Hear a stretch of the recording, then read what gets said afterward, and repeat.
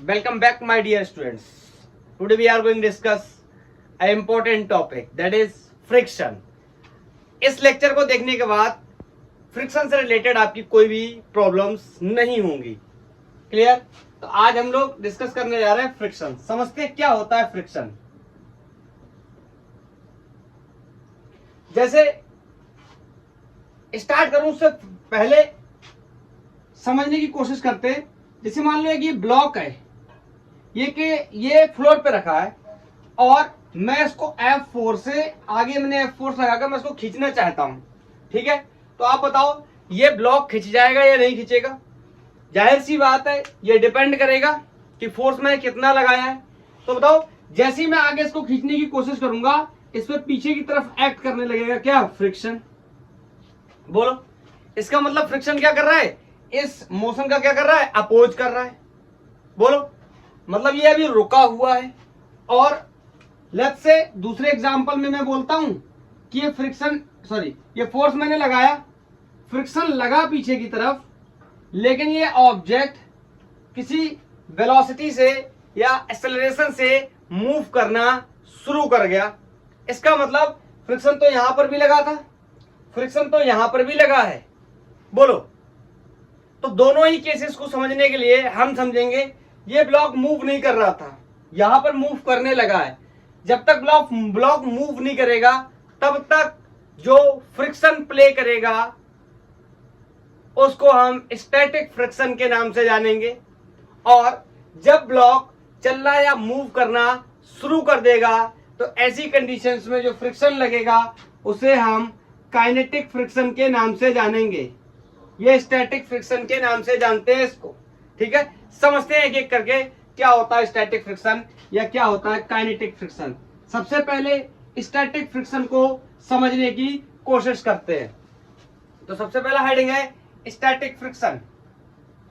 Static friction, तो मैं आपसे पूछूं सिंपली क्या है स्टैटिक फ्रिक्शन. जैसे अभी यहाँ पे हम लोग डिस्कस कर रहे थे कि इस ऑब्जेक्ट को ये ग्राउंड पे रखा हुआ है. बोलो, मैं इसको आगे एक फोर्स लगाता हूं तो पीछे इस पे एक फोर्स लगेगा. ठीक है, और ये फोर्स जो पीछे फोर्स लग रहा है, ये फ्रिक्शन फोर्स जो लग रहा है, ये इसको रोकने की कोशिश करेगा. मतलब क्या मैं आपसे बोलूं, जब तक ये ऑब्जेक्ट चलेगा नहीं तब तक इस पे जो फ्रिक्शन लगने वाला है उसका नाम क्या होता है? स्टैटिक फ्रिक्शन के नाम से हम उसे जानते हैं. तो बोलो, अगर मुझे लिखनी हो डेफिनेशन किसकी? स्टैटिक फ्रिक्शन की, तो मैं लिख सकता हूं, बोलो, मैं लिख सकता हूं the force of friction which comes into play between two bodies before they actually start moving. मतलब जब तक बॉडी मूव नहीं कर रही है तब तक जो फ्रिक्शन लग रहा है उसे हम स्टैटिक फ्रिक्शन के नाम से जानेंगे. आगे समझते हैं. बोलो, मैंने इस पे फोर्स लगाया तो इसकी वैल्यू और बढ़ेगी. कैसे समझते हैं? एक सेकेंड. ऐसा तो होता नहीं है कि हमने पकड़ा और खींचा, ऐसे हल्के से खींचा ये चलने लगा. ऐसा तो नहीं होता है. मतलब अगर किसी ब्लॉक को हम खींचते हैं तो क्या करते हैं? उस पर फोर्स लगाते हैं इस तरीके से. मतलब अगर मैं अपना फोर्स बढ़ा दूं तो क्या होगा? अगर मैंने अपना फोर्स बढ़ा दिया तो ये फ्रिक्शन भी अपना फोर्स बढ़ा लेगा. अरे सर, ये क्या हो रहा है? बिल्कुल बिल्कुल, मैं अगर और बढ़ाऊं अपना फोर्स तो ये अपना फोर्स और बढ़ा लेगा. इसका मतलब जैसे जैसे मैं अपने फोर्स को बढ़ा रहा हूं वैसे वैसे फ्रिक्शन भी अपने फोर्स को बढ़ा रहा है. तो इसका मतलब एक बात मैं क्लियरली बोल सकता हूं कि ये जो स्टैटिक फ्रिक्शन है, स्टैटिक फ्रिक्शन कैसा है? सेल्फ एडजस्टेबल है. सेल्फ एडजस्टेबल है या सेल्फ एडजस्टिंग है. अपनी वैल्यू को क्या कर रहा है? सेल्फ एडजस्ट कर रहा है। किसके हिसाब से? मेरे हिसाब से। मेरे हिसाब का मतलब है जो एजेंट फोर्स लगा रहा है उसके हिसाब से। लेकिन ऐसा तो होगा नहीं कि मैं अपना फोर्स बढ़ाता चला जाऊं और ये भी अपना फोर्स बढ़ाता चला जाए। इसका कोई ना कोई क्या होगा, एक दायरा होगा, एक लिमिट होगी। ये एक लिमिट तक ही तो अपने फोर्स को बढ़ा सकता है। ऐसा तो कभी नहीं हो सकता ना कि कोई ऑब्जेक्ट है, कोई ब्लॉक है, जमीन पे रखा है, मैं उसको खींचने जा रहा हूं, मैं उसको कभी खींच ही ना पाऊं। अगर ऐसा हुआ तो मैं कभी नहीं खींच सकता उसको। बोलो, मतलब कहीं ना कहीं जाके इसकी क्या होगी, एक लिमिट होगी, इसकी एक मैक्सिमम वैल्यू होगी। उसके आगे फिर ये क्या कर देगा, घुटने टेक देगा। तो मैंने यहां पर खींचा, फिर से फोर्स अपना बढ़ाया और इसने अपना फोर्स यहां बढ़ाया, फ्रिक्शन फोर्स यहां बढ़ाया। बढ़ाते बढ़ाते बढ़ाते बढ़ाते इसने अपनी वैल्यू को मैक्सिमम कर लिया। ये ग्राउंड पे रखा हुआ, ठीक है। इसने अपनी वैल्यू को क्या कर लिया, मैक्सिमम कर लिया। इसने कहा सर मैंने बहुत कोशिश की, मैं इस ब्लॉक को ना चलने दूं, लेकिन आप अपना फोर्स लगातार बढ़ा रहे हो। इसके विपरीत, इसके अपोजिट मैंने भी अपना फोर्स लगातार बढ़ाया, बट मेरे कुछ दायरे हैं सर, मैं अब इससे ज्यादा अपनी वैल्यू को बढ़ा नहीं सकता।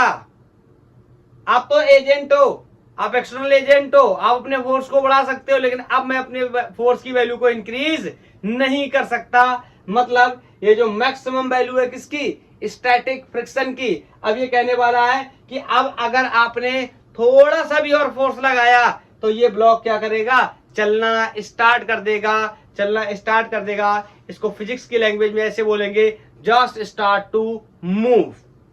क्लियर? ऐसा बोलेंगे, अबाउट टू मूव, चलने ही वाला है, या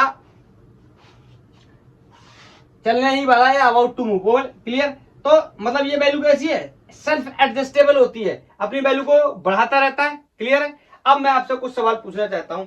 मुझसे एक क्वेश्चन पूछा जाएगा कि स्टैटिक फ्रिक्शन का क्या फॉर्मूला होता है। तो सबसे पहले मैं बोलूंगा कि स्टैटिक फ्रिक्शन, ध्यान से सुनना, static friction has no formula.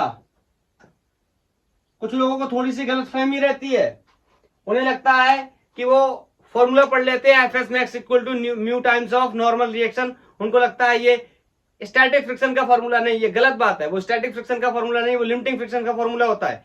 क्या होता है लिमिटिंग फ्रिक्शन, मैंने अभी बताया। देखो देखो फिर से उस पिक्चर को बनाता हूं, अब यहाँ पे छोटा करके बना देता हूं। यहाँ पे एफ आर, या एफ आर की जगह में अगर एफ एस लिखूं तो ज्यादा बेहतर है।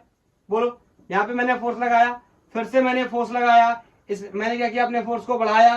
बोलो, फ्रिक्शन ने भी क्या किया, अपने फोर्स को बढ़ाया। मैंने अपना फोर्स और बढ़ाया, बढ़ाते बढ़ाते बढ़ाते बढ़ाते इसने फोर्स अपना और बढ़ाया। मैंने अपने फोर्स को बढ़ाते बढ़ाते एफ कर दिया, या कुछ नया फोर्स एफ डैश कर दिया, और इसने भी अपने फोर्स को बढ़ाते बढ़ाते एफ एस मैक्स कर लिया। तो ये जो maximum value of static friction की है, this is called limiting friction. बोलो बोलो बोलो बोलो, यहां पे पॉइंट डाल दे रहा हूं। The maximum value of static friction is called limiting friction। बोलो, मैंने बोला था इसकी क्या होगी, एक लिमिट होगी। तो इसकी लिमिट इतनी ही है कि ये लिमिटिंग फ्रिक्शन क्या हो जाता है, एफ एस मैक्स। आपसे मैं एक सवाल पूछना चाहता हूं कि स्टैटिक फ्रिक्शन की सबसे कम वैल्यू कितनी हो सकती है। तो आप कहोगे स्टैटिक फ्रिक्शन की सबसे कम वैल्यू कितनी हो सकती है, 0 हो सकती है। स्टैटिक फ्रिक्शन या तो 0 हो सकता है, या तो 0 से बड़ा हो सकता है, कोई भी नंबर हो सकता है, नेगेटिव तो नहीं हो सकता ना। मैं पूछूं मैक्सिमम वैल्यू कितनी होगी, तो आप कहोगे एफ एस मैक्स के बराबर होगी, या आप कह सकते हो कि स्टैटिक फ्रिक्शन की मैक्सिमम वैल्यू को ही हम लिमिटिंग फ्रिक्शन के नाम से भी जानते हैं। ये अंग्रेजी की क्लास मत समझ लेना कि सोच रहे हो कि सर इंग्लिश पढ़ा रहे हैं। ये इंग्लिश नहीं है, अभी बहुत ही टफ न्यूमेरिकल आने वाले हैं। बोलो, धीरे धीरे हम लोग एक एक कदम आगे बढ़ रहे हैं। हमें कम से कम अपने कॉन्सेप्ट में क्लियरिटी होनी चाहिए। तो मैंने ये बात क्लियर कर ली कि स्टैटिक फ्रिक्शन और लिमिटिंग फ्रिक्शन और काइनेटिक फ्रिक्शन में क्या डिफरेंस है। तो first of all, limiting friction is also a static friction, लेकिन when body is just about to move, आपको पता है ये मैक्सिमम फोर्स लग गया, इसके बाद अगर और मैंने अपना, मेरा फोर्स मैक्सिमम नहीं है, फ्रिक्शन का फोर्स मैक्सिमम है। अगर मैंने अपने फोर्स को थोड़ा सा और बढ़ाया तो ये बॉडी क्या कर जाएगी, स्लाइड कर जाएगी, मूव कर जाएगी। ऐसी कंडीशन में स्टैटिक फ्रिक्शन न लग के काइनेटिक फ्रिक्शन लगने लगेगा। But we are at the time we are dealing with the static friction, so I am explaining the concept of static friction. बोलो क्लियर। अब मैं आपको एक बात और बताता हूं, ये सब नोट करते चल रहा है, ये सब एक एक नंबर में आपको पॉइंट मिलते रहेंगे इधर उधर एमसीक्यूज वगैरह में। बोलो अब मैं आपसे बोलूं कि इस वैल्यू को भी ध्यान में रखना कि स्टैटिक फ्रिक्शन की सबसे कम वैल्यू 0। मतलब आप कहोगे 0 कैसे? देखो ये ब्लॉक इस फ्लोर पे रखा है, मैं इसको चलाऊं ही ना, मैं इस पे फोर्स ही ना लगाऊं, तो बोलो फ्रिक्शन की वैल्यू कितनी है? 0। अरे आप कहोगे 0? भैया फ्रिक्शन तभी प्ले में आएगा जब एक बॉडी दूसरे बॉडी के ऊपर स्लाइड करने की कोशिश करेगी या मूव करने की कोशिश करेगी। क्लियर।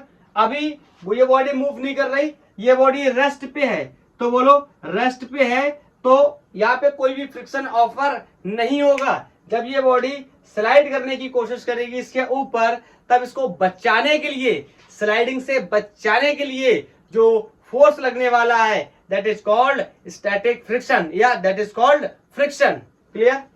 और एक बात और मैं जरा थोड़ा सा इसका पोस्टमार्टम करता हूं, समझना। जैसे मैंने यहाँ पे एफ फोर्स लगाया था, ये ग्राउंड है, तो थोड़ा सा मैं इन दोनों को थोड़ा सा डिफरेंस करके बनाता हूँ। इस फोटो को मैं यहाँ पे बना रहा हूँ, यहाँ पे ऐसे एफ एस लगा था, ठीक है, या एफ एस मैक्स जो भी लगा था आपने माना था, चलो एफ एस लग ले रहा है। ध्यान से सुनना, मैंने इसको आगे की तरफ ऐसे खींचा, तो बोलो फ्रिक्शन इस सरफेस पे काम करेगा, इसके पीछे।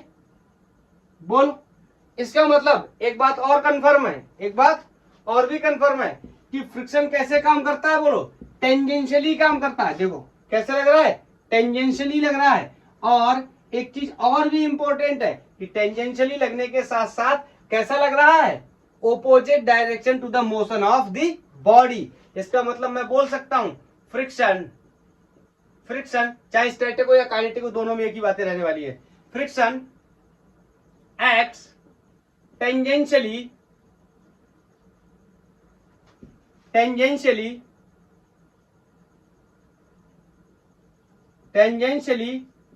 to the surface of body। ठीक है, कैसे लगता है? Tangentially in opposite direction of motion of object या बॉडी। तो एक बार मुझे ये भी पता चल गई कि कैसे लगता है टेंजेंशियली और कैसे लगता है opposite direction to the motion of object. बोलो क्लियर है। अब मेरी बात को ध्यान से सुनना, मैं ये मान के चल रहा हूं कि यहां पर मैंने फोर्स लगाया और ये बॉडी पे स्टैटिक फ्रिक्शन लग रहा है, और ये क्या है, जस्ट लिख दे रहा हूं यहां पे, ये जस्ट अबाउट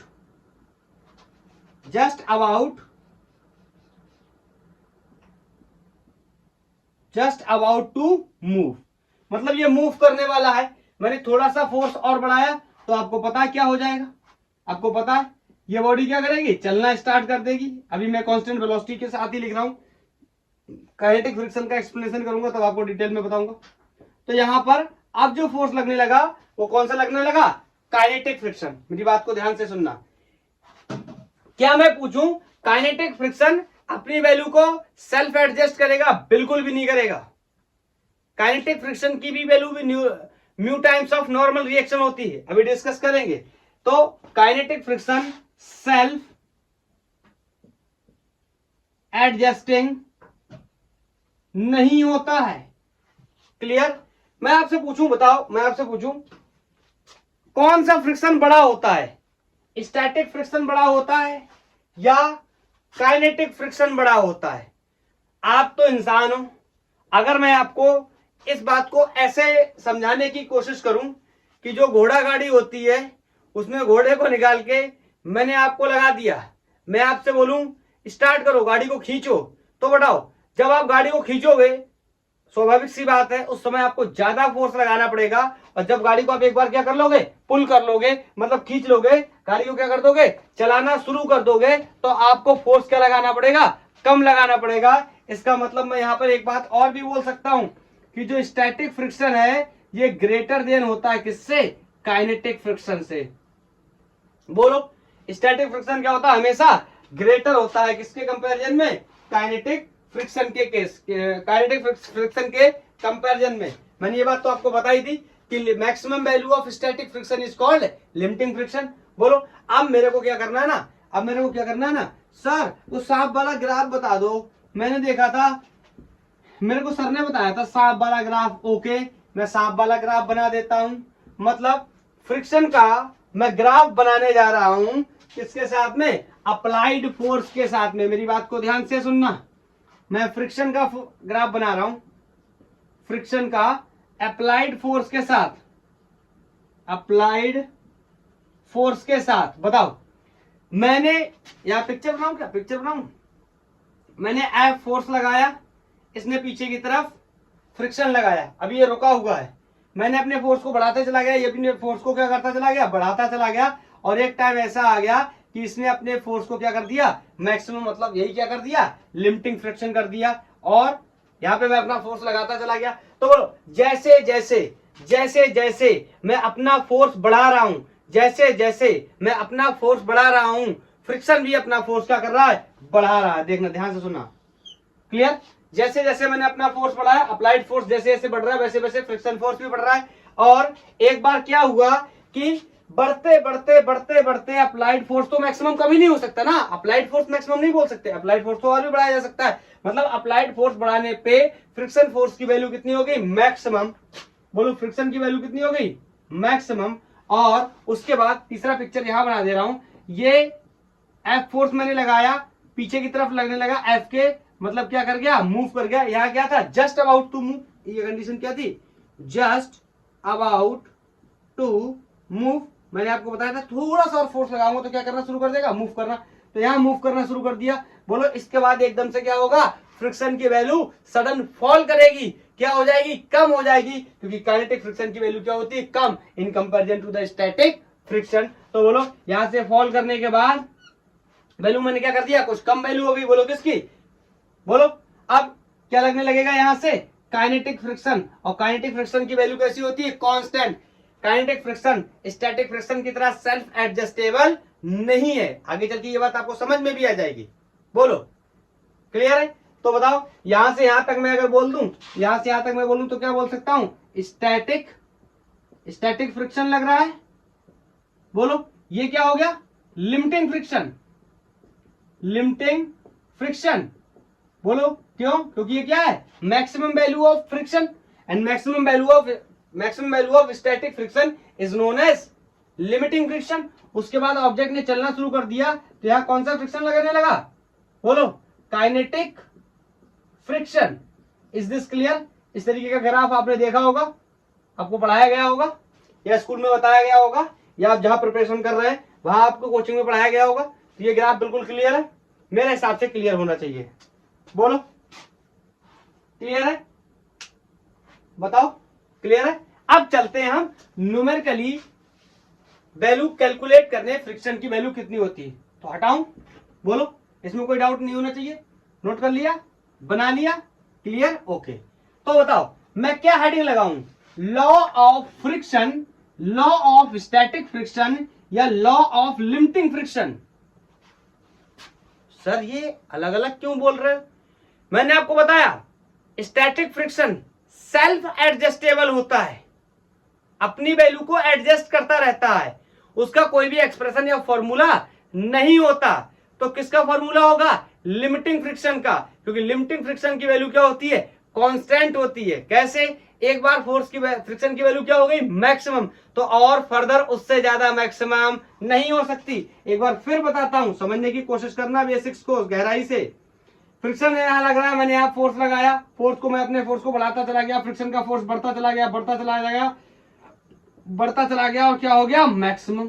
क्या बताओ, फ्रिक्शन का फोर्स इसके बाद और बढ़ेगा, ज्यादा से ज्यादा क्या होगा, अगर आप थोड़ा सा धक्का और लगा दोगे तो ये बॉडी क्या करेगी, मूव करना स्टार्ट कर देगी। उस कंडीशन में तो फ्रिक्शन की वैल्यू और भी कम हो जाएगी और फिर कांस्टेंट हो जाएगी। मतलब ये क्या है, मैक्सिमम वैल्यू है। मैक्सिमम के साथ साथ एक बात और भी बोल सकता हूं, ये कांस्टेंट वैल्यू है, इससे ज्यादा फर्दर फ्रिक्शन और बढ़ने वाला नहीं है। और इसी फ्रिक्शन को हम क्या बोलते हैं, लिमिटिंग फ्रिक्शन। स्टैटिक फ्रिक्शन की मैक्सिमम वैल्यू, इसका मतलब मुझे हेडिंग क्या लगाना चाहिए, law of limiting friction. Clear, static friction क्यों नहीं, इज दिस क्लियर। और लिमिटिंग फ्रिक्शन को ही हम क्या बोलते हैं, एफ एस मैक्स। मेरी राइटिंग थोड़ी खराब है सर, थोड़ी क्या होता है, आपकी राइटिंग तो बहुत ही ज्यादा खराब है।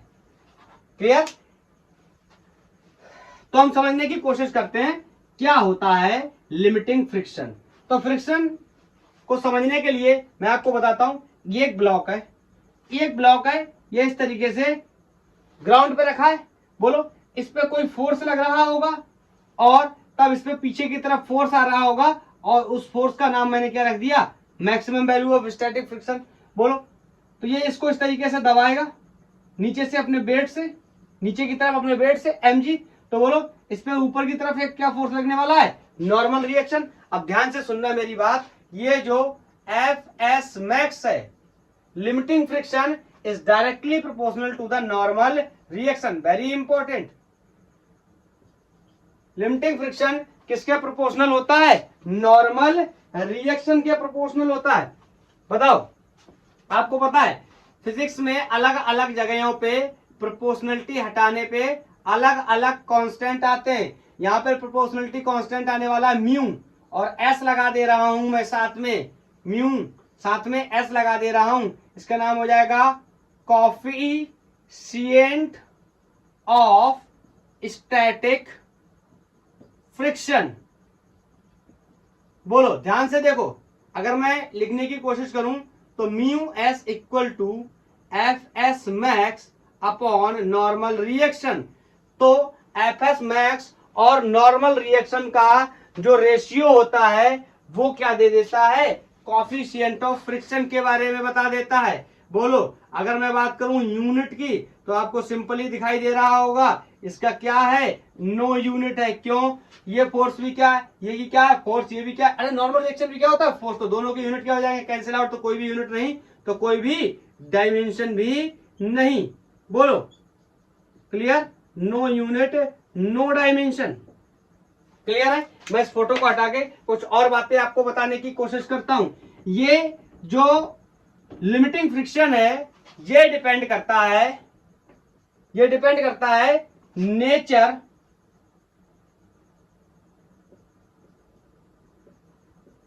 अच्छा, ऐसे आप खुद समझो आप इस बात को, मैं लिखता हूं बाद में, पहले आपसे पूछता हूं। आप बताओ, एक जगह है कोई जो बहुत खुरदुरी है और एक सरफेस कोई ऐसी है जो कम रफ है, कम खुरदुरी है। बताओ फ्रिक्शन की वैल्यू कहां ज्यादा लगेगी। आपसे कहा जाए आप किसी ब्लॉक को घसीटो अपने कंधे पे रख के, तो बताओ कौन सी सरफेस पर खींचना ज्यादा मुश्किल होगा, जो ज्यादा खुरदुरी है या जो कम खुरदुरी है।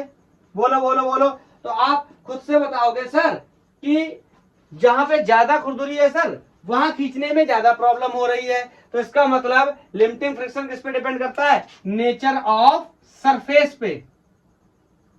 बोलो, नेचर ऑफ सरफेस पे डिपेंड करता है। मैं चाहूं तो पॉलिश वगैरह ये सब लिख सकता हूं, इतना मैं नहीं लिखने वाला, बस मैं इतने बताने वाला हूं। किस पे, नेचर ऑफ सरफेस पे डिपेंड करता है। मैं आपसे पूछूं और क्या बता सकते हो आप इसके बारे में। आप ये कह सकते हो सर अभी मैंने एक चीज और सीखी थी कि अगर मैं इस ब्लॉक को यहाँ पे बनाऊं तो बताओ ये फोर्स मैंने ऐसे लगाया तो एफ एस मैक्स पीछे की तरफ लगा, कैसे लगा, टेंजेंशियली। तो आप बता सकते हो कि limiting friction acts tangentially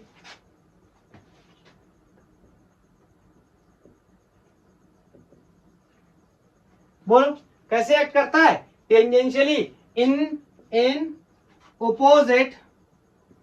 opposite direction of motion of object। Sir समझ गया मैं समझ गया। बोलो, और हम क्या कह सकते हैं, एक बहुत ही इंपॉर्टेंट पॉइंट आपको बताने जा रहा हूं। एक्चुअली में हमें देखने में ऐसा लगता है, लेकिन एक्चुअली में ऐसा नहीं होता है। मैं आपसे पूछूं, ये मार्कर, ध्यान से सुनना, ये मार्कर इस सरफेस पे मैं ऐसे रगड़ रहा हूं, फिर मैं इस हाथ को ऐसे रगड़ रहा हूं, किस पे ज्यादा फ्रिक्शन लगेगा? या उदाहरण के तौर पे एक साइकिल रोड पे चल रही है और एक ट्रक रोड पे चल रहा है, तो मैं आपसे पूछूं कि किसके टायर पे ज्यादा फ्रिक्शन होगा, तो आप बहुत आसानी से बता दोगे कि सर ट्रक के टायर पे ज्यादा फ्रिक्शन होगा। मैं इसकी वजह पूछूं तो आप ये बिल्कुल भी मत बोल देना सर ट्रक का टायर चौड़ा होता है, साइकिल का टायर पतला होता है ना। ट्रक का नॉर्मल रिएक्शन ज्यादा होता है, इस वजह से फ्रिक्शन ज्यादा लगता है। इसका मतलब क्या मैं पूछूं आपसे, ये जो फ्रिक्शन है, लिमिटिंग फ्रिक्शन है, क्या ये एरिया ऑफ कांटेक्ट पे डिपेंड करता है? देखने में तो लगता है कि हाँ ये करता है, बट ऐसा नहीं होता। मैं आपको अभी समझाऊंगा, इस बात को बताता हूं अभी। Limiting friction does not depend area of contact, area of contact पे ये डिपेंड नहीं करता। तो किस पे डिपेंड करता है? इट, लिखा ही हुआ है ये, it depends on normal reaction, ये नॉर्मल रिएक्शन पे डिपेंड करता है। बोलो, क्लियर है? तो this is all about limiting friction. बोलो, ये फॉर्मूला हो गया। अब आगे बात करते हैं काइनेटिक फ्रिक्शन की। बोलो, तो मैं हेडिंग लगाने चला लॉ ऑफ काइनेटिक फ्रिक्शन। इसके बारे में बेसिक बातें पहले क्लियर कर लेते हैं, फिर आराम से कुछ अच्छे सवाल करेंगे। मैं आपको एक सवाल होमवर्क में भी देने वाला हूं, जेईई मेंस 2021 का क्वेश्चन है, वो मैं आपको होमवर्क में दूंगा, और कई सारे क्वेश्चन हम लोग सॉल्व भी करेंगे। तो next, law of kinetic friction. Kinetic friction देखो कुछ खास ऐसा नहीं है। बताओ, ये एफ के लगेगा पीछे की तरफ, पहले एफ लगा देता हूं यहां पे, फिर यहां पे क्या लगने लगेगा? Kinetic friction. और बॉडी क्या करने लगेगी? कांस्टेंट वेलोसिटी से मूव करने लगेगी। क्या सर कभी एक्सेलरेटेड बॉडी क्या आइसोलेशन से मूव नहीं कर सकती? क्या कभी आइसोलेशन नहीं होगा? हो सकता है, ठीक है। तो सबसे पहली और इंपॉर्टेंट बात मैं इसके बारे में आपको बताने जा रहा हूं।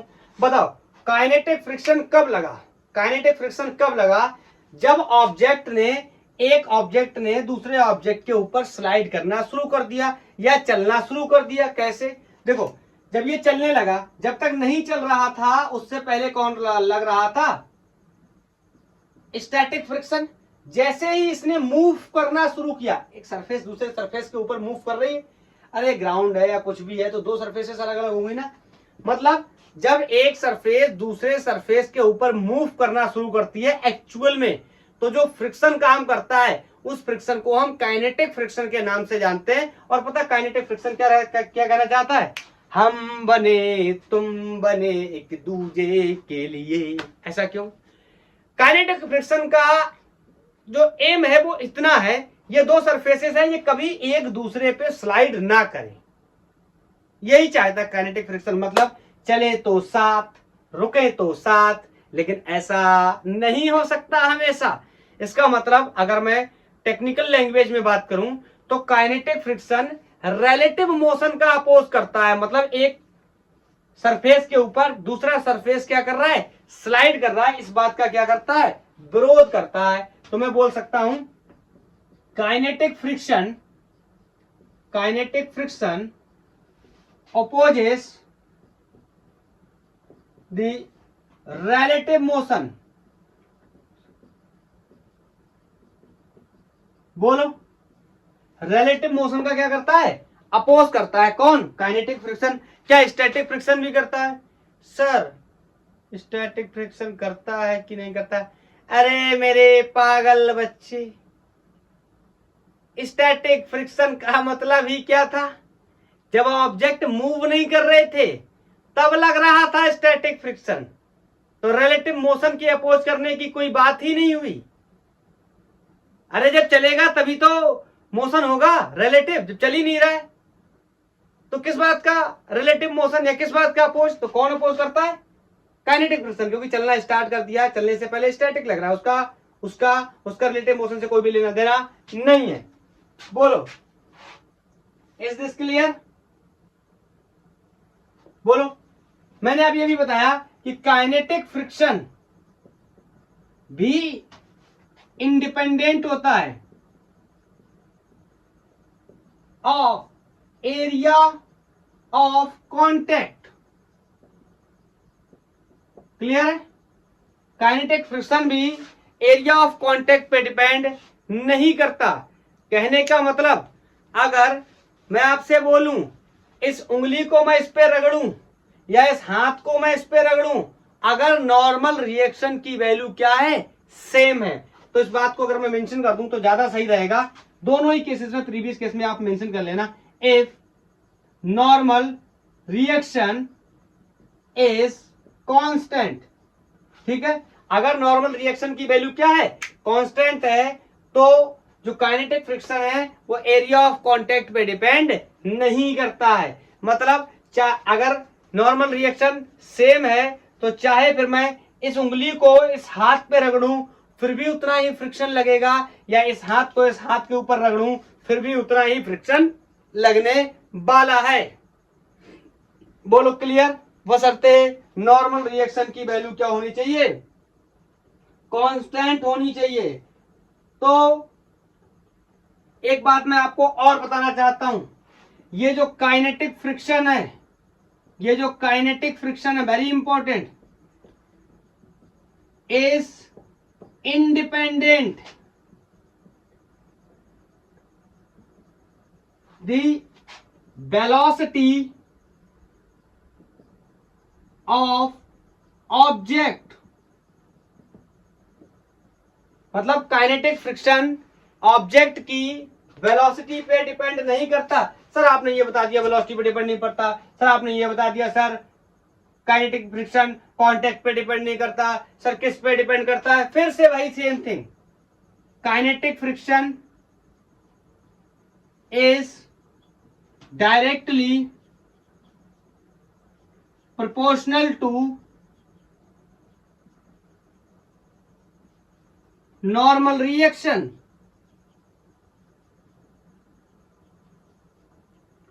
सर मुझे अब एक बात समझ में आ गई, चाहे सर लिमिटिंग फ्रिक्शन हो चाहे सर काइनेटिक फ्रिक्शन हो, दोनों ही सर नॉर्मल रिएक्शन पे डिपेंड करते हैं। बिल्कुल सही बात। सर दोनों ही एरिया ऑफ कांटेक्ट पे डिपेंड नहीं करते हैं। बिल्कुल सही बात। काइनेटिक फ्रिक्शन का एम रिलेटिव मोशन को अपोज करना है, स्टैटिक फ्रिक्शन का एम ऑब्जेक्ट को रोके रखना है। क्लियर? तो यहाँ पे जब ऑब्जेक्ट ने चलना शुरू किया, मैं कह सकता हूं ये जो काइनेटिक फ्रिक्शन है this is directly proportional to the, एक सेकंड नीचे बनाता हूं, this is directly proportional to the normal reaction. अब बताओ नॉर्मल रिएक्शन अगर मैं देखने जाऊं इसका कितना होगा? तो बताओ, इसने नीचे की तरफ इसका मास मान लो कोई m है, तो इसने mg वेट से इस ऑब्जेक्ट को दबाया होगा, तो इसने ऊपर की तरफ नॉर्मल रिएक्शन लगाया होगा, और नॉर्मल रिएक्शन लगाया होगा, बार बार मैं बोलता हूं हटाऊंगा प्रोपोर्शनलिटी, आएगा कोई प्रोपोर्शनलिटी कांस्टेंट, यहां पर भी आने वाला है कोई म्यू, और वो लोग कौन सी बात चल रही है? काइनेटिक फ्रिक्शन की, तो म्यू के लिख लेता हूं इनटू नॉर्मल रिएक्शन। ध्यान से सुनना, देखने में बहुत आसान लग रहा है, हर बार में नॉर्मल रिएक्शन की वैल्यू यहाँ पर भी mg होगी, वहां पर भी mg होगी, हर बार में नॉर्मल रिएक्शन की वैल्यू mg के बराबर नहीं होती। ये तो न्यूटन लॉ ऑफ मोशन में हम बहुत बार सीख चुके हैं। सर इसके बारे में भी यही बात है, बिल्कुल। काइनेटिक फ्रिक्शन का रेशियो नॉर्मल रिएक्शन के साथ क्या दे देता है? कोफिशिएंट ऑफ काइनेटिक फ्रिक्शन की वैल्यू दे देता है। सर इसका भी यूनिट नहीं होगा, सर इसका भी डायमेंशन नहीं होगा। बिल्कुल सही, क्योंकि ये भी क्या है? फोर्स, ये भी क्या है? फोर्स। यूनिट क्या हो जाएंगे? एलिमिनेट, तो डायमेंशन भी क्या हो जाएंगे? जीरो, कोई भी डायमेंशन नहीं होंगे। बोलो क्लियर है? इतनी बात क्लियर है?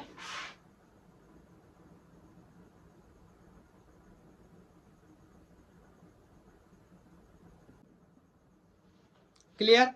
अब कुछ क्वेश्चंस ले लेते हैं, धीरे धीरे क्वेश्चंस की तरफ प्रैक्टिस करना शुरू करते हैं। भाई देखो, बिना क्वेश्चन प्रैक्टिस के फिजिक्स पढ़ने का, आप जिस लिए पढ़ रहे हो वो पर्पज आपका पूरा नहीं होने वाला। अगर आप स्कूल में पढ़ रहे हो या नीट या जेई की प्रिपरेशन कर रहे हो तो आपको पता है अल्टीमेट हमें वहां पर क्वेश्चन ही सॉल्व करने होते हैं।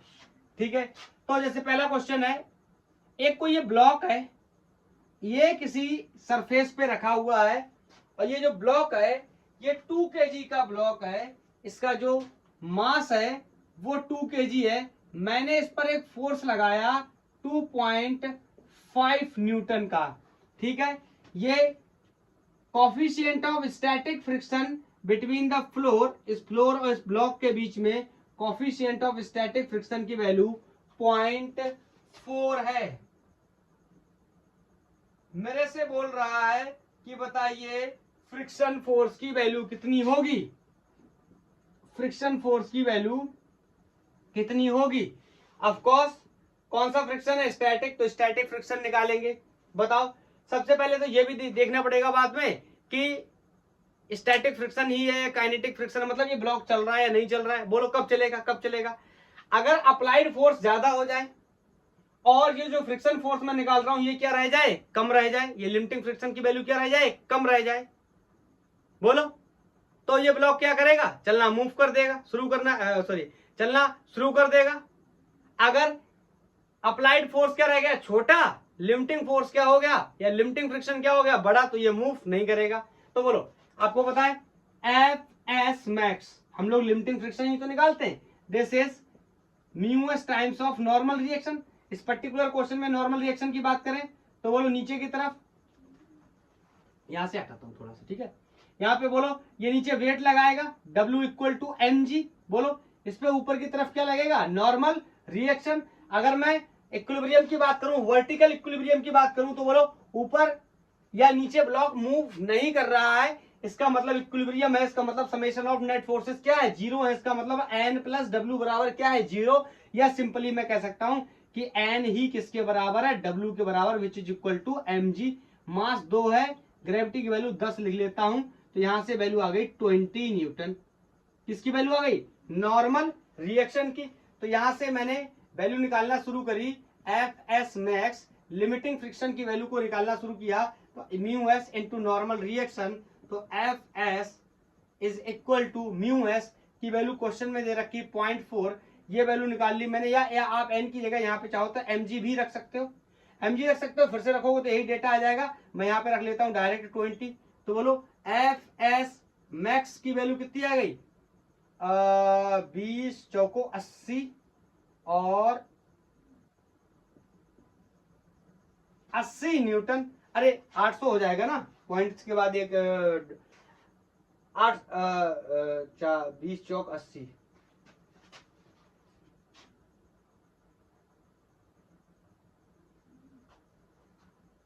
एक सेकंड, 80 नहीं 8, ठीक है। अरे यार छोटी छोटी गलतियां, छोटी छोटी छोटी छोटी, इसका मल्टीप्लाई किया 80 हो गया, पॉइंट लगा हुआ है 0.8। अब देखो एफ एस मैक्स कितना है 8, ऑफर फोर्स कितना है 2.5 न्यूटन, इसका मतलब जो अप्लाइड फोर्स है, बोलो बोलो बोलो, F S max is greater than, बोलो एफ अप्लाइड, अप्लाइड फोर्स से क्या है, फ्रिक्शन की वैल्यू क्या है, ज्यादा। क्या ये बॉडी मूव करेगी, ना ना ना, बोलो क्या मूव करेगी, ना, तो हम कह सकते हैं क्या, body will remain at rest, बोलो बॉडी मूव नहीं करेगी। इज दिस क्लियर, बोलो कोई डाउट तो नहीं। नेक्स्ट क्वेश्चन ले लेते हैं। मेरे से बोल रहा है कि कोई एक ब्लॉक है और उस ब्लॉक में रस्सी बंधी हुई है। सर रस्सी मत बांधो सर, ना रस्सी मत बांधो सर, क्यों, बांध लेंगे तो क्या हो जाएगा, टेंशन, ज्यादा से ज्यादा टेंशन हो जाएगा, अपने अंदर नहीं, रस्सी के अंदर। हमारे अंदर टेंशन इसलिए नहीं होगा, हम तो बहुत सारा डिस्कस कर चुके हैं, किसके बारे में, रस्सी के बारे में, कनेक्टेड मोशंस में, कॉन्स्टेंटेड मोशंस में, बोलो बहुत कुछ डिस्कस कर चुके हैं। तो यहाँ पर ये कोई रस्सी बंधी है, इसमें इसे आगे की तरफ इस पे क्या लग रहा है, कोई टेंशन लग रहा है। बोलो इसके बारे में गिवन डेटा नोट कर लेते हैं। ये जो ब्लॉक है इसका जो वेट है that is given 20 Newton. 20 Newton given है। उसके बाद बोल रहा है कि एक सेकंड में देख लेता हूं क्या लैंग्वेज लिखने की जरूरत पड़ेगी, तो लैंग्वेज लिखनी पड़ेगी। ये क्वेश्चन लिखा है, काफी अच्छा क्वेश्चन है, मजा आने वाला है। हम काफी इस कॉन्सेप्ट को एंजॉय करने वाले हैं जो अभी तक हमने पढ़ा है।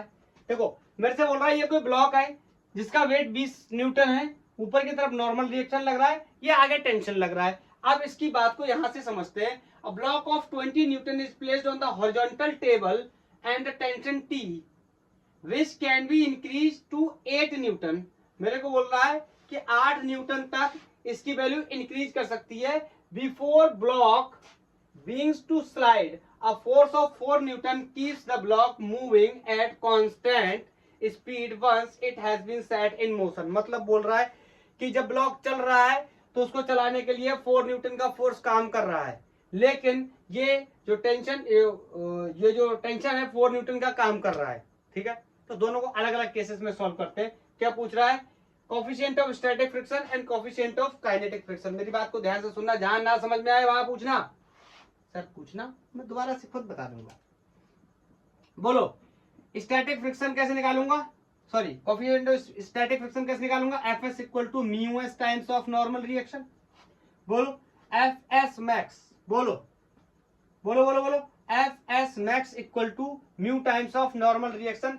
क्या मुझे Fs मैक्स की वैल्यू पता है? बोलो। सबसे पहला सवाल मैं आपसे ये पूछना चाहता हूं, क्या ये ब्लॉक चल रहा है? आप कहोगे नहीं। अरे भैया क्यों, स्टैटिक फ्रिक्शन की बात कर रहे हैं तो ब्लॉक कैसे मूव कर सकता है? बिल्कुल भी मूव नहीं कर सकता। और स्टैटिक फ्रिक्शन तभी लगता है जब ब्लॉक स्टेशनरी होता है, रुका होता है।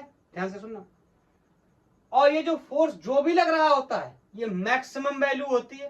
तो बोलो टेंशन 4 न्यूटन से लगना शुरू हुआ और कहां तक गया, 8 न्यूटन तक गया है। क्वेश्चन में देखो 8 न्यूटन तक गया है।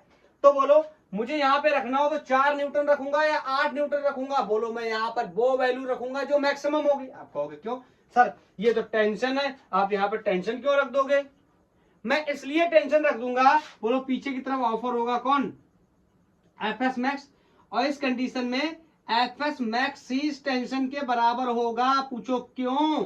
क्योंकि ये ब्लॉक स्टेशनरी है, रेस्ट पे है, मूव नहीं कर रहा है। ये कॉन्सेप्ट मैंने आपको बताया था कि स्टैटिक फ्रिक्शन या तो ग्रेटर होगा या बराबर होगा किसके, अप्लाइड फोर्स के। अगर ऑब्जेक्ट को क्या करना है, रुके रहना है। और बोलो यहाँ पे रुका हुआ है तो मैं सिंपली बोल सकता हूं कि यही Fs मैक्स किसके बराबर है, टेंशन के। और क्या टेंशन कौन सा वाला, मैक्सिमम टेंशन। और मैक्सिमम टेंशन कितना है, 8 न्यूटन। कहां तक बढ़ाया जा सकता है, 8 न्यूटन तक। क्वेश्चन में क्लियर लिखा हुआ, आप दोबारा से रीड कर सकते हो। तो मैं यहां लिख सकता हूं कितना, 8 will be equal to mu S मुझे निकालना है। बोलो नॉर्मल रिएक्शन की वैल्यू सिंपल इस केस में कितनी हो जाएगी, n इक्वल टू 20 न्यूटन। क्यों, वर्टिकल डायरेक्शन में इक्विलिब्रियम है, कोई भी मोशन नहीं हो रहा है। इसका मतलब n ने किसको बैलेंस किया है, 20 को। तो यहाँ पे मैंने 20 रख दिया। तो बोलो इसको सॉल्व करूंगा तो म्यू एस की वैल्यू 0.4। आई थिंक ये बात क्लियर होगी। बोलो 0.4 आ गया। अरे सॉल्व तो कर ही लोगे ना, ये भी सॉल्व नहीं कर पाओगे क्या, तो क्या ही पढ़ा हूं। बोलो ये स्टैटिक फ्रिक्शन के लिए था। दूसरा फॉर काइनेटिक की बात करूं, अगर मैं फॉर काइनेटिक फ्रिक्शन की बात करूं, बोलो क्या होगा। तो काइनेटिक फ्रिक्शन एफ के इक्वल टू म्यू के times of normal reaction. Normal reaction तो इस बार भी चेंज होने वाला नहीं है क्योंकि ब्लॉक वैसे ही सिमिलर पोजीशन में रखा हुआ है। तो मैंने यहाँ पे रख दिया कितना, 20। ये के ज्यादा बड़ा बन गया, ये के यहाँ पे फिक्स में रहने वाला। ठीक है, बोलो एफ के। सर इस बार तो चलने लगा, कोई बात नहीं, क्वेश्चन को ध्यान से पढ़ो। क्वेश्चन बोल रहा है चल रहा है बट कांस्टेंट स्पीड के साथ। वैसे तो मैं ऐसा बोलता कि टेंशन लेके जा रहा है। बोलो एफ के रोक रहा है, एफ एस मत बोल देना, एफ के चलने लगा ना, अब चलने लगा है तो एफ के रोकता बराबर मास टाइम्स ऑफ एक्सेलरेशन। लेकिन क्वेश्चन ने कहा कांस्टेंट वेलोसिटी से चल रहा है, इसका मतलब इसका एक्सेलरेशन कितना है, 0 है, तो ये वैल्यू भी कितनी हो जाएगी, 0। इसका मतलब टेंशन फिर से एफ के बराबर है। तो बताओ कितना लूं, 8 लूं या फिर 4 लूं। अब आप कहोगे सर सर मुझे पता है सर 4 होगा, क्योंकि काइनेटिक फ्रिक्शन की वैल्यू स्टैटिक फ्रिक्शन से हमेशा कम होती है, ये अभी हम लोग सीख के आए हैं। तो मैं यहाँ पे रख दूं क्या, क्या मैं यहाँ पे रख दूं 4, बोलो। तो म्यू के की वैल्यू यहाँ पे लिख दे रहा हूं, म्यू के की वैल्यू कितनी आ गई, 0.2, बोलो क्लियर, म्यू के की वैल्यू कितनी आ गई, 0.2। Is this clear?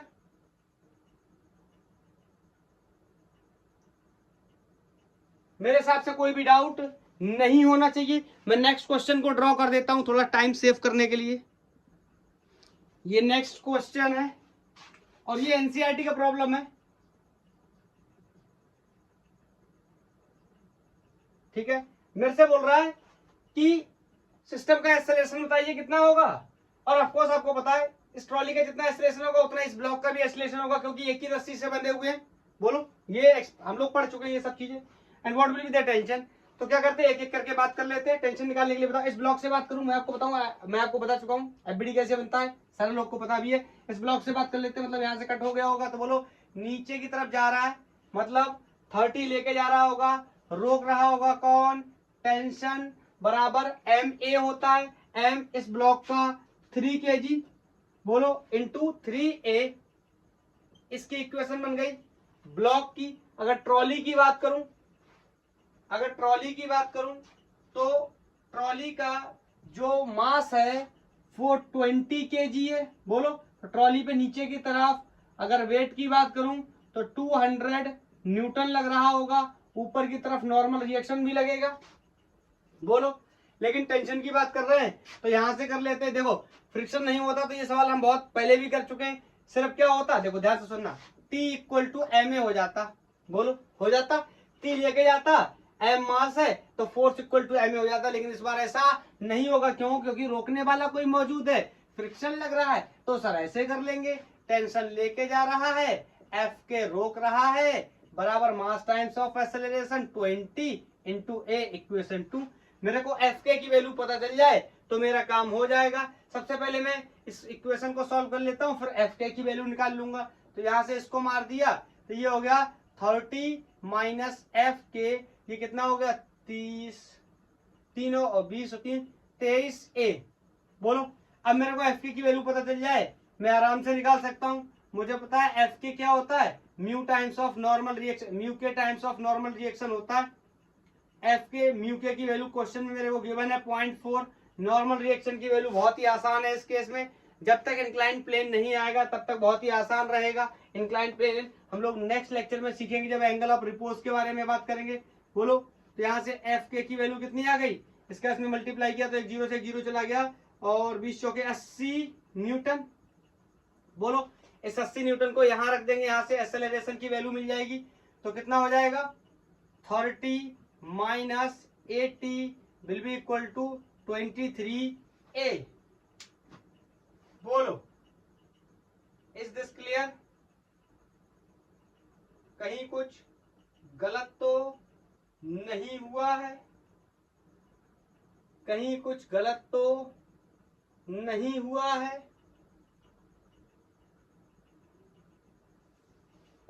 यहाँ से टेंशन सही लग रहा है, ये तो सही है, ये तो सही है।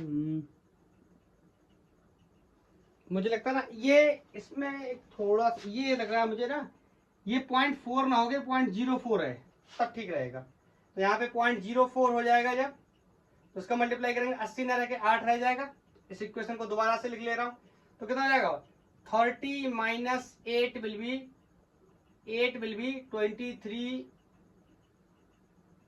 23a इस इक्वेशन में। अरे ये माइनस का आ जा रहा था ना, ये प्रॉब्लम हो रही थी, इसी वजह से वो गिवन डेटा में प्रॉब्लम थी। तो यहाँ से बोलो 30 में से 8 गए कितने बच्चे 22, यहाँ कितना हो गया 23a, तो मतलब यहाँ से a की वैल्यू आ गई 22/23 मीटर पर सेकेंड स्क्वायर। सॉल्व करते रहना, बोलो। पहला क्वेश्चन तो हो गया, कह रहा टेंशन बताओ कितनी है। तो देखो आसान सा देख लो कौन सा आसान रहेगा, किसी एक में रख दो, चलो इसमें रख दे रहे हैं। बोलो बोलो बोलो। तो इसको यहाँ पे हटा दे रहा हूं, तो यहाँ पे लिख दूंगा, इसको लिख दे रहा हूं क्या, पुट इन वन, तो ये हो जाएगा 30 minus T will be equal to 3 into 22/23। तो यहां से अब देखो इसको सॉल्व कर लेना, इसको ये कितना हो जाएगा 66/23। इन सबको सॉल्व करने के बाद टेंशन की वैल्यू 28 न्यूटन आएगी आई थिंक। ठीक है, अरे ये कैलकुलेशन है, इसको तो आप आसानी से सॉल्व कर लोगे, मैं जानता हूं। थोड़ा सा टाइम बचा रहा हूं, लेक्चर की लेंथ बहुत हो जाएगी। Okay clear. नेक्स्ट क्वेश्चन करने से पहले एक आर्टिकल है उसके बारे में बात करते हैं। बोलो, मैं एक सेकंड पॉज करके साफ कर लेता हूं, थोड़ा सा और टाइम बचाने की कोशिश करता हूं। ये नेक्स्ट क्वेश्चन है, आर्टिकल का आइडिया मैंने ड्रॉप कर दिया है क्योंकि लेक्चर की लेंथ बहुत ज्यादा हो जाएगी, मुझे ऐसा लग रहा है। मैं लेक्चर की लेंथ को एक आर के बहुत ज्यादा लेके जाना नहीं चाहता, इस वजह से मैं एक दो सवाल करा करके इस लेक्चर को ऑफ कर देता हूं और मैं आर्टिकल का लेक्चर आगे रिकॉर्ड कर लूंगा। मुझे आर्टिकल क्या बताना था, एंगल फ्रिक्शन का एंगल बताना था, एंगल ऑफ फ्रिक्शन के बारे में बताना था। कोई बात नहीं, मैं आगे डिस्कस कर लूंगा नेक्स्ट लेक्चर में।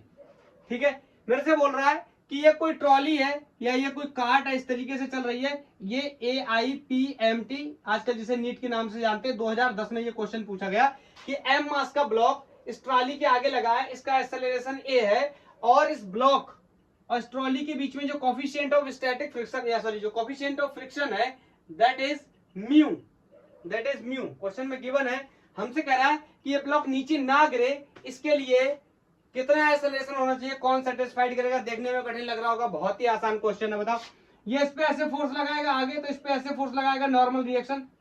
कोई जरूरी नहीं है हर बार में नॉर्मल रिएक्शन ऊपर लगेगा। अरे भैया ये इसको ऐसे धक्का देगा, ये इसको ऐसे धक्का देगा, तो ये इसको ऐसे धक्का देगा, न्यूटन के तीसरे नियम से एक्शन रिएक्शन। बोलो, तो मैं बोल सकता हूं ये एक्सेलरेशन अल्फा दिया हुआ, मतलब इस पे आगे की तरफ एक फोर्स लग रहा होगा, that will be F equal to M alpha. एक ही जगह कितना आ गया अल्फा, तो यहाँ नीचे की पीछे की तरफ क्या लग रहा होगा, नॉर्मल रिएक्शन। एंड डेफिनेटली बोलो, डेफिनेटली ये जो नॉर्मल रिएक्शन है ये किसके बराबर होने वाला है, इस फोर्स के बराबर होने वाला है। मतलब नॉर्मल रिएक्शन की ही वैल्यू कितनी होने वाली है, M अल्फा। क्लियर है। अब आप कहोगे सर ये तो आगे जा रहा, भैया नॉर्मल रिएक्शन मैंने आपको बताया था इंटरनल फोर्स होता है, इंटरनल फोर्स कभी भी ऑब्जेक्ट के मोशन पे किसी प्रकार का कोई डिस्टरबेंस क्रिएट नहीं करता है, याद है, कोई बात नहीं, अच्छी बात है। बोलो, नीचे की तरफ इसका वेट लग रहा होगा, बोलो बोलो बोलो, तो ये अपने आप को स्लाइडिंग से बचाने के लिए ऊपर की तरफ क्या लग रहा होगा, फ्रिक्शन। बोलो, फ्रिक्शन लग रहा होगा। और फ्रिक्शन कौन सा लग रहा होगा, लिमिटिंग फ्रिक्शन। क्यों, क्योंकि ये गिरना नहीं चाहता, तो ये अपनी पूरी ताकत लगा देगा, मतलब अपनी पूरी मैक्सिमम वैल्यू लगा देगा। तो लिमिटिंग फ्रिक्शन किसके बराबर होता है, mu times of normal reaction के। मैं आपसे एक बेसिक सा सवाल पूछना चाहता हूं, ये ब्लॉक ना गिरे, ये क्वेश्चन ने सेटिस्फाई करने के लिए कहा है, ये ब्लॉक ना गिरे, इसका मतलब फ्रिक्शन की वैल्यू क्या होनी चाहिए, या तो ज्यादा या तो बराबर, इसमें कोई डाउट नहीं होना चाहिए। जितना ज्यादा फ्रिक्शन होगा ब्लॉक को उतना होल्ड करके हम आसानी से रख सकते हैं। बोलो, इसीलिए मैंने यहाँ पे इक्वल टू का साइन लगाने के बजाय दोनों साइन एक बार में लगा दिए। या तो फ्रिक्शन की वैल्यू, लिमिटिंग फ्रिक्शन की वैल्यू म्यू एन से ज्यादा होनी चाहिए या उसके बराबर हो सकती है। बोलो, इसकी वैल्यू म्यू एन और F S limiting friction mu, normal reaction की वैल्यू अभी अभी हमने निकाली थी कितनी, एम अल्फा। बोलो बोलो कितनी निकाली थी, एम अल्फा। बोलो, sorry sorry sorry, it's my mistake. ये एफ एस म्यू एन से बड़ा यार। आप कहोगे सर मैं तो ऑनलाइन क्लास में हूँ, ऑफलाइन में हूँ नहीं, जो चिल्ला करता, ये एफ एस थोड़ी म्यू एन से बड़ा होगा यार, ये एम जी से बड़ा होना चाहिए। अरे भैया F S max should be greater than M G और equal to the M G, तभी तो ये नहीं गिरेगा, ये तो गलत हो गया। बोलो, अब मैं कह सकता हूँ, बोलो एफ एस की वैल्यू कितनी होती है, mu times of normal reaction, and normal reaction की वैल्यू को ये भी हमने कैलकुलेट किया था, कितना आया था, एम अल्फा। तो यहाँ पे रख देते हैं एफ एस की वैल्यू कितनी होगी, mu M alpha should be greater than equal to M G. बोलो, एम से एम मर गया, अल्फा की value should be greater than equal to G upon mu. Clear, कहां गया कहां गया कहां गया, जी है। बोलो, अरे मैंने बाई मिस्टेक लिख दिया था नॉर्मल रिएक्शन के बराबर, पता नहीं अब मैंने क्या लिख दिया था, मुझे ये भी याद नहीं है। क्योंकि गलत चीज कोई कैसे याद रख सकता है। अरे भैया ये नहीं करना चाहता, इसका मतलब या तो ये जो फ्रिक्शन लग रहा है एफ मैक्स या तो इससे ज्यादा हो या इसके बराबर, ये कंडीशन होनी चाहिए। पता नहीं मैंने क्या लिख दिया था, म्यू एन पता नहीं क्या। गर्मी बहुत है और रात के तकरीबन 1 बज रहे हैं, तो इस वजह से थोड़ा सा समझ रहे हो ना। नेक्स्ट क्वेश्चन, ये नेक्स्ट क्वेश्चन है, मेरे से बोल रहा है कोई कन्वेयर बेल्ट है जो कि मूव कर रही है 2 मीटर पर सेकंड से, उसके ऊपर एक ड्रॉप गिराया जाता है जेंटली जेंटली का मतलब इज्जत से गिराया जाता है। जेंटली का मतलब है उसकी इनिशियल वेलोसिटी ब्लॉक की कितनी है, 0 है। The coefficient of friction between them is mu equal to 0.5, the distance that box will move relative to the belt before coming to the rest. देखो अब ये सिंगली इससे सॉल्व नहीं होगा, किससे? आप चाहो तो सीधे F equal to mu times of normal reaction लगा दो, इससे सॉल्व नहीं होगा।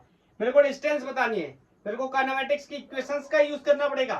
V equal to U plus A T, S equal to U T plus half A T square, V square minus C square equal to 2AS। बोलो उनमें से किसी equation का चुनाव करना पड़ेगा। G की वैल्यू 10 मीटर पर सेकंड स्क्वायर रख सकते हैं। ये रहे 4 ऑप्शन। AIPMT मेंस में आया सर, मेंस हाँ हुआ था एक बार। बोलो तो आपने मेरे को इसका आंसर क्या करना है, बताना है कितना होगा। ये मत समझ लेना सरल सरल करवा के कठिन दे गया, कठिन बिल्कुल भी नहीं है। बस 2 कॉन्सेप्ट लगने वाले हैं। तो पहले आप फ्रिक्शन को टैकल करो, सबसे पहले फ्रिक्शन को टैकल कर लो। इसकी इनिशियल स्पीड पता है 0 है, स्पीड वगैरह या वेलोसिटी वगैरह निकालो। उसके बाद में डिस्टेंस निकालने के लिए उन 3 इक्वेशंस में से किसी एक इक्वेशन का इस्तेमाल करो, देखो किसका सेटअप बैठता है, और उसके बाद इसका आंसर मुझे बताओ। तो बोलो आज के लिए इतना ही, थैंक यू, धन्यवाद। नेक्स्ट लेक्चर में हम लोग एंगल ऑफ फ्रिक्शन की बात करने वाले, कुछ जेई मेंस के क्वेश्चन भी उसमें करेंगे और मैं आपको होमवर्क में भी दूंगा। जैसे यहाँ क्वेश्चन एक होमवर्क दिया, वहां पर भी होमवर्क दूंगा। रात बहुत हो चुकी है तो मैं चल रहा हूँ। बोलो बाय, गुड नाइट।